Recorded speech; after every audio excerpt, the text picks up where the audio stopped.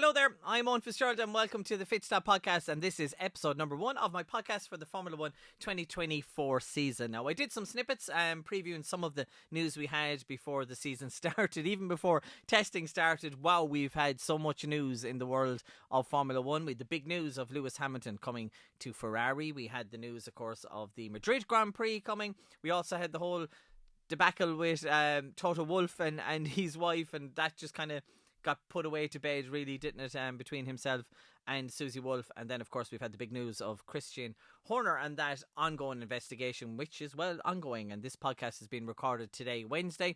So I bet you by the time I get this edited and put it out, we'll have some news. So I'll share some news. You'll get this on my YouTube channel. You'll also get this on my Facebook. You'll get it on my Instagram. You get it on my TikTok as well.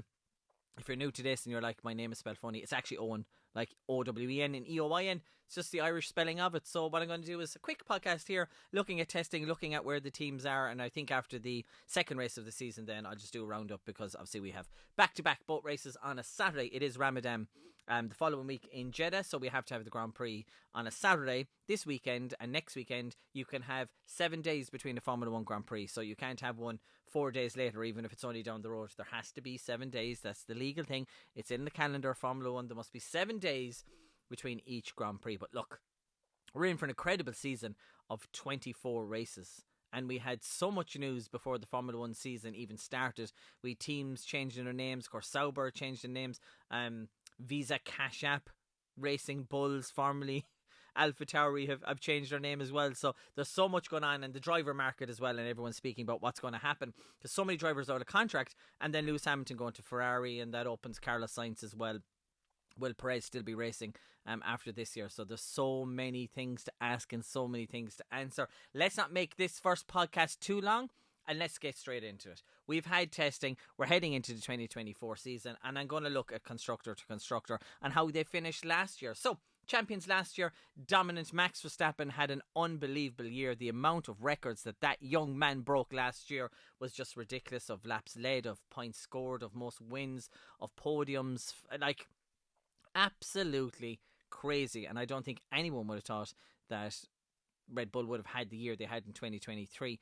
Sergio Perez started off well, but then kind of struggled after Miami, and it seemed when Max passed him in Miami, he just kind of switched off. And then towards the end of the year, he did kind of start getting the pace back, so maybe he'll carry that into 2024. And if I had a hat, I would say hats off right now, Adrian Newey. So Red Bull, obviously people were going to copy their car for 2024, and you're thinking, what more could Red Bull do to their car that nobody else has done? They go off with a brand new design and they try something bold, and it looks in testing that Max Verstappen seemed very comfortable in that car. Perez got a good few runs but didn't get as many laps in, and funny enough, when Perez is in the car, he had some reliability issues. So I think they're still the team to beat. They're probably 5 to 6 tenths ahead of Ferrari, unless Ferrari have been sandbagging. But then again, Red Bull could have been sandbagging as well. That car looks quick, but there is a few questions about its reliability. But some of the designs that Adrian Newey has brought it, and just above the driver's shoulders and the air intake there by the airbox, it is just so clever. And like, they've taken some of the concept that Mercedes used that didn't work and put it into their car. It's kind of like a 2 fingers up to go, hey, didn't work for you. But Adrian Newey just once again has designed something completely different that nobody has thought of. So it'll be interesting to see if that'll work over the season. So overall, Red Bull looking in a strong place. And of course, they have the investigation with Christian Horner as well. And it doesn't seem to have affected the team. And it doesn't seem to have affected their race strategy and their pit crew. They've been working hard and they've been having their meetings and they've done testing very well. So, they have a good structure at Red Bull Racing. And we'll find out, obviously, what is happening with Christian Horner probably in the next day or two. So stay tuned for that. But, Red Bull, clear favourites, Max Verstappen for 2024. And I think what Perez needs to do this year is I think Perez needs to just come in, kind of accept that he's the number 2 driver and push as much as he can, get a few wins, get as many podiums as he can. And I think if he's there or thereabouts, you never know if Max Verstappen has any problems or reliability. He might be that bit closer. And it was kind of like what Nico Rosberg did to Lewis Hamilton, and then the 2016 season, he was even closer to him. So I think for Perez is just have a solid season, pick up some wins, pick up some good second places, pick up some podiums, and he might even have a drive again for 2025, if they can clearly get a 1-2 again and win the Constructors and Drivers' Championship, I don't think Red Bull will be too mad in changing their driver lineup. But then again, the likes of Carlos Sainz is available. That moves us on to Ferrari, who finished second. Actually, no, they didn't. Mercedes. Let's go to Mercedes. Mercedes finished second in the Constructors' Championship. Mercedes, terrible concept, terrible car, but they kind of got it right towards the end of the season. And I think Lewis and... why can't I think of his name? George Russell were getting close.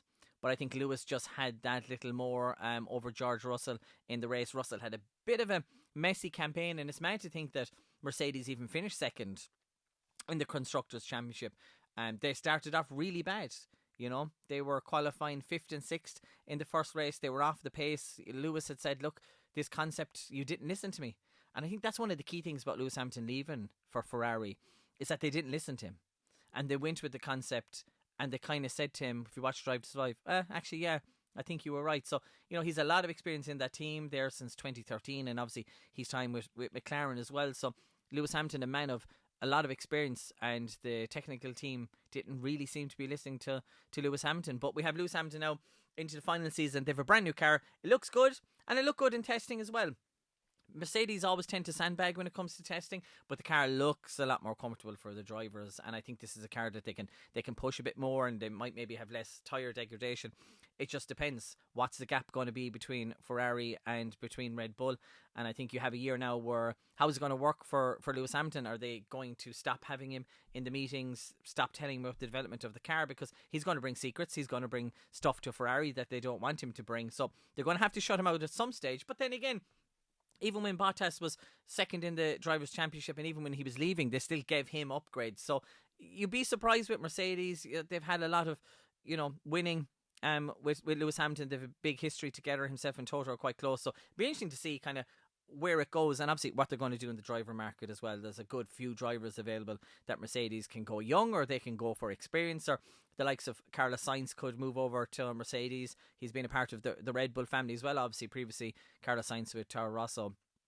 So that's a man that's kind of lots to talk about Audi, but we'll get to that in a few minutes. But I think Mercedes will have a better year this year. I think they'll probably pick up a win or two. Can't see them fighting for the championship, but I think they'll have a better car, and that'll help them, of course, for 2025. And most teams are going to have a very, very similar car for 2025, because we'll be heading into the 2026 regulations. Moving over to Ferrari, and Ferrari had not the best year last year. They weren't as competitive as they were previously, but I think they showed good pace at times, and I think Charles looked very fast at times. Carlos Sainz got the only non-Red Bull win. I know we did get a McLaren win in the sprint race, but when it comes to actual Grand Prix, Carlos Sainz was the only one to win. He's had a win before with Ferrari in Silverstone, so I think he delivered, and I think Charles delivered as well. And I think with Fred Tost coming in, they got it right. I'm sorry, not Fred Tost. Why can't I think of the guy who came from? I can't think of his name. Why can't I think of Ferrari's boss? It's gone out of my head. Fred Vasseur. Fred. So I think Ferrari will have a stronger year this year. They look fast in slower corners, so they were very fast in Sector 3. So the slower corner seems to work for Ferrari, where I think they lack the top speed of Red Bull, but I think most people will. But I think we'll see a solid season from Ferrari. I think this is the year for Charles to go, right, I'm the man in charge. And I think he'll need to put his foot down for the team, so that when Lewis Hamilton comes in, that he's a step ahead. So it's going to take Hamilton some time to bed into the car, to bed into the team, to the culture, to the language. 90% of the staff in Ferrari are Italian, so he's going to have to learn some Italian. Lewis Hamilton says he struggles with language as well. He's going to have one of those apps in his ears. Maybe while he's driving around the race course, he can listen to some Italian in his earpieces. So I think big year for Ferrari. Charles is really going to have to put his foot down, and Carlos is going to be in that awkward situation where he's leaving. But I think it's a good time for Carlos Sainz to prove to other teams that he's a good driver, and that he can win, and that he can race hard. And we've seen that with him. We saw them racing in Monza, didn't we? Charles and Carlos last year, and they kept it cleanish. They had no contact with each other. But I think we'll see a good year for Ferrari. I'm predicting that they pick up maybe 2 or 3 wins over the season, and Charles will be looking at, being the lead driver heading into when the 7-time world champion joins him. Carlos Sainz, a lot of people talking about Audi, but I just can't see why he'd want to go to Audi, because Audi aren't going to be winning anytime soon. And with the new engine regulations coming in, and it's going to be 29, 30 before they look like winning Grand Prix or possibly even winning championships. And if they do, Carlos Sainz will be like 38, 39. So I think while he's young now, this is probably, Carlos is probably at his peak at this stage. So I don't think a move to Audi. Maybe a move to Red Bull if Sergio Perez gets the boot or he retires. And maybe he can go to Mercedes as well. Maybe Mercedes will look at the option and go, yeah, he did good, at McLaren. He did good at Ferrari. So maybe we'll see a move for Carlos Sainz. Fourth in the Constructors' Championship. Why can't I think who was fourth in the Constructors' Championship? I'm sure it was McLaren. It was. McLaren had a strange year last year, didn't they? They started off really bad, like terrible. And it's interesting to watch it in Drive to Survive. How bad it was. They were in such a bad place. They knew they were going to be in a bad place. And until Austria, it was terrible. And then all of a sudden, like just a flick of a switch, upgrades, they got it right, boom, it worked. And they were in a really strong place. They were fighting for wins. They were on the podium regularly. They got the sprint race win with Oscar. Unfortunately, didn't get that win. That just seems to be eluding Lando Norris. And Lando Norris, he doesn't seem to be too motivated coming into the season, but he's like that as well in interviews. He seems kind of down when he does interviews. Like, he lacks confidence in himself. He says he's happy with the decision he's made to sign long-term to McLaren. I think he's right. Where's he going to go? Does he really want to go up against George in a Mercedes? Does he really want to go to Red Bull and Max? Like, who wants to be Max Verstappen's teammate while Max is at the peak and Red Bull are at their peak as well? So I think he's done a good job by staying at McLaren, and I think McLaren will be strong. We didn't see too much from them in testing to say, oh, they're back at the front. I think it'll probably take them a few races again, I would say, this year to get going, but I think they'll be strong contenders for the podium. And I think, Oscar did really well for his rookie year in Formula 1. But I think Lando Norris needs to up it. Lando Norris this year needs to go, right, boy, you had your rookie year, but I am going to be the leader of the team. I am the man to beat. I'm going to be faster than you. I'm going to be ahead of you on the podiums. And let's hope Lando Norris gets that win. I think this is the year, going to call it 2024, Lando Norris gets his win. It might take the likes of a Max Verstappen retiring or one of those crazy races or wet red or red flags or something. But fingers crossed. I think McLaren will have a good year. It's hard to kind of know where they are after testing, but I would say they're kind of the third to fourth fastest car as well. And interesting, because obviously we had a rookie last year with the Aussie, but we've no rookies. It's the first time in Formula 1 history, shame on you Formula 1, that we don't have a rookie. And it's really disappointing. It is really disappointing. But that's the way it is. You think we'd have someone from F2 coming up, you have a F2 champion not racing in Formula 1. It's just bizarre. But that's the way it goes sometimes with sponsorship and with money, and nobody is taking the risk to go with a rookie driver. So Piastri, like he came in last year, we're not going to see it for this year unless somebody gets replaced halfway through the season. But look, we'll see what happens. Aston Martin, not the best winter testing. I think they'll struggle a bit, and I think it'll be later in the season before we see them at the front. They had a really great start, didn't they, last year? Really great start. Then kind of lost it. Then got it back a bit again, and then kind of lost it again. So they've been kind of up and down, but I think there's a good plan there for Aston Martin for the years coming. I think maybe for 2025 and new regulations for 2026. And Lawrence Stroll wants to win. There's no doubt about that. Lawrence Stroll is there to put in the money. He wants his son. This is the plan. He wants his son to be world champion. But I just don't know if we're going to see Lance do that, because Lance really hasn't proven himself in the last few years. He looked good when he's in Williams, but he's kind of dropped off, and he's done so good in other formulas, and he's been so successful. But maybe this is just a part of the plan. Maybe it's a part of the plan that when he gets the right car, he'll be up at the front. So obviously we've got Alonso and we've got Stroll again in the car this year. Alonso, look, that man doesn't age. Formula 1 cars are easier to drive, but we'll see what happens. Hard to know where Aston Martin are, but let's hope that they get back on the podium and that we've got some Fernando Alonso podiums, and maybe Lance Stroll might have a better year this year. But Aston Martin, they're a team that are trying to make their way up the Formula 1 table, but kind of coming from testing, they're probably kind of fifth or sixth fastest team. But look, we got the experience of Alonso. They might turn around quite quick, but they did seem to struggle the latter of last year. But we know what Fernando Alonso can do when you give Fernando Alonso a good car. Alpine finished 6th last year in the standings, and I think Alpine are looking like the third slowest team. They have had a terrible winter testing. That car does not look good. That car does not look fast. It does not look reliable as well. And they're going to struggle.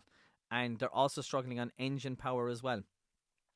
That Renault engine is suffering, but that's going to go into next season as well. So not only do they have this for 2024, they have it for 2025. And Renault aren't producing the type of engine that they need. And you kind of wonder what's going on in Alpine. They've had about 4 different team principals in 4 years. So it's not looking good. And they've got 2 really good drivers, you know. Pierre Gasly and Ocon. Watch Netflix. I love to know why they don't get along. They don't say why. They say there's a personal issue. Did they steal some girlfriends off each other? Does he owe him some money? I don't know. But they seem to be a team that are just struggling. They don't seem to have the car for the start of the season. It's probably going to take them halfway through before they come back up again. But it's a car that looks slow. It's a car that didn't run well over winter testing. So I think Alpine in a difficult position. But, you know, they have 2 drivers who've won a Grand Prix each. Great podium, of course, for Ocon in Monza.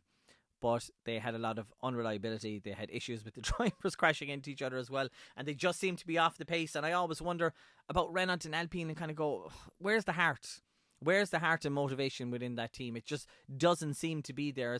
I just find it's that kind of team that's just there for the marketing of the Alpine brand. But that's not going too well either, is it? So they're not being hugely successful. So I would see them struggle heading into this season. But look, we'll keep an eye out for them. They've 2 really good drivers, and hopefully, fingers crossed, they can develop the car as the year goes on. Williams, I think they're going to struggle for the first 2 or 3 Grand Prix. They're a bit late with this car, but it's all part of the plan. James Vowles has a great plan for that team. He's got a great vision, and we saw some really good races from Alex Albon last year. The likes of Monza especially, he had a really good Grand Prix there. Canada as well, you know, so they're very good at strategy and reading the data and going, right, we can be really strong this weekend. We're not going to be strong in this track, so let's prepare for the next track. So Williams, a team in a transition, of course. It's going to take him a few years, but the plan is to get Williams back to winning, and I think he's such an inspirational team manager, and he's so intelligent. Look, the amount of success that he had with Toto Wolff in Mercedes, he doesn't have the experience of running a team, but I think he has those qualities. And if you watch it on Netflix and he's walking in the morning, he's like, hello everyone, good morning. People like him. You listen to him, you gravitate to him. You know, I'd say there might be a bit of a Ron Dennis in him, or, you know, the floors better be white, they better be clean, you better be using blue biro, not red biro. But I think he's going to bring a process in there of understanding data, and that's where he comes from a mathematical engineering background. So I think Williams, Alex Albon will be in a good place. And then obviously with Logan Sargent, who struggled last year. Let's give him a chance. Look, this is his year, and let's see if he improves any bit. He had a few spins in testing, but I think testing for Williams showed that they're in a goodish enough place, but they're just lacking a bit of reliability and probably lacking a bit of development. But I think give Williams a few races time, we'll kind of see them developing and going up the grid. So don't expect Williams to be too fast in the probably first 2 or 3 Grand Prix as well. AlphaTauri, and they finished 8th last year in the Constructors' Championship. Obviously, they've had a rebound. Visa Cash App Racing Bulls. Daniel Ricciardo back in for a full season. Came back in last year, and then he broke his wrist, and then he was out again, and then he came back. So, look, I think he's highly motivated, and I think we've got the racing Daniel Ricciardo back. We have got the Daniel Ricciardo that was there in Red Bull. The one that went to Renault, the one that went to McLaren. He just wasn't, I think, mentally right in there for racing, and I think it was a great idea for Red Bull to get him back, to make him feel the love of the company, and now he's at the Visa Cash App Red Bull Racing, whatever you call them. Let's call them the RBs. They look good. They seem to have a good car. I think him and Yuki will have a good year. Yuki's very fast, so I think Daniel this year really needs to show if he wants to get back into the Red Bull, of course, for 2025, if Perez is not going to be there, or maybe he might look at going to Mercedes. Who knows? So Daniel Ricciardo is back in there. It's pretty much a Red Bull, isn't it, from last year? And a lot of teams, McLaren and Zach Brown, kind of not happy that you can have 2 teams in Formula 1. We've never seen the benefit of it, I think, but I think this year's we'll probably see them fighting for good points. And even podiums as well, you never know. So the Racing Bulls are looking strong, I think, for this year. Love the car, love the look, love the colour. Kind of takes you back to the Toro Rosso days. It's a really good looking car. Am I attracted to a car? Yes. It's a really good looking car. So I think they'll have a strong year this year. And I think they'll look at developing the car throughout the year as well. And maybe they just might be a good backup to Red Bull, because you think that's what Red Bull would want, is another team that's as close to them to kind of help them with the Constructors' Championship and maybe holding someone off within a driver's constructors. So we'll see. Fingers crossed they'll have a good season. But I think Daniel Ricciardo this year will look good. But Yuki Tsunoda, he did really good last year. But Daniel Ricciardo has that experience. So let's see what happens for Visa, Cash App, Red Bull Racing. Alfa Romeo, last year, kick, Sauber, steak, whatever you want to call them. I didn't like the green and the black, but it didn't look too bad at testing. Although when they use the green aero paint and the testing, it just doesn't look right. But I think that's a team that's in transition at the moment, with new management and Audi coming in, and you've got Valtteri Bottas, who's got the experience, and Eoghain Fitz, who's been in Formula 1 now for the last few years. I think they'll struggle. They always seem to do well in testing. Whatever it is about testing, they seem to kind of low fuel runs. Maybe it's a sponsorship thing. They kind of look like they're doing well, and then it comes to the Grand Prix and they don't. So I think they're going to struggle this year, and I think they're just looking towards the Audi days and hoping for better times. I think it's just a team that they'll fight as much as they can. They'll try to get as many points as they can, but they're not going to be high up in the midfield. They're not going to be on the podiums unless we have a crazy race. But it's going to look like a tough all year. And you'd wonder kind of how long Bottas is going to stay there. Like, would Valtteri be a good move back to Mercedes? He knows the team. He's quick. Could they put him in with charge and go, look, Valtteri, you're going to be number 2. We're going to pay you lots of money. You'll pick up some wins. You'll pick up some podiums.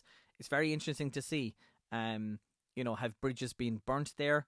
But he kind of lost the motivation up against Lewis Hamilton. But hey, when you're fighting against a 7-time world champion, it's like going up against Max Verstappen. It's a tough one. So I think Sauber will have a tough all year this year. And that leads us to Haas, who I think are going to have an awful year this year. That car did not look good. It just looked like it couldn't even turn coming into the corners. They're going to have a really bad year. Of course, we had the news of Gunter Steiner and his contract not being renewed. So he's gone from Haas, and they've a new boss in there who came from the development side of the car, and I just think it's a team that's just really struggling. And you kind of wonder the process of where the car is made and the technical team. It's just not going anywhere. And you'd wonder how long Gene Haas is going to keep that team there. Will he eventually sell it? They came in and did well, and they were always kind of battling in the midfield, but over the last few years, they just haven't had the car. There was some races last year where they showed great potential, and then they brought in a B-spec car, and it just went to pot really after that. Unreliability with the Ferrari engine.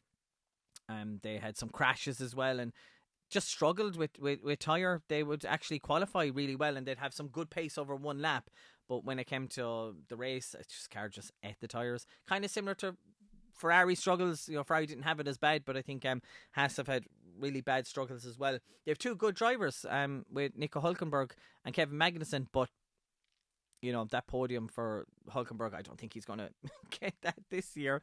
His statistic of not being on the podium, not winning races is just sick. But yeah, Haas is definitely going to be at the back. So I think we have Red Bull at the front, and I think we'll have Ferrari second with Mercedes quite close.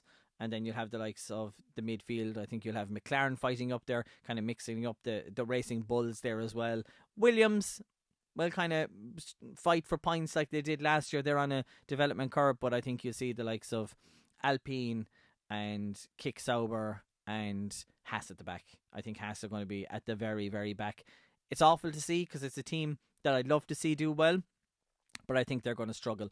And the thing to remember is the car you have for this year, you're more likely going to lock in to 2025, because in 2026 we're going to have brand new cars. You start all over again. The cars you've had, the data, everything means nothing. So I think it'd be very interesting to see the development of cars like what Red Bull brought in this year. Is that where they're going to have next year? Is 2025 an opportunity for another team to go, let's just pick up a championship. Let's just pick one up now. We mightn't get one in 26, 27.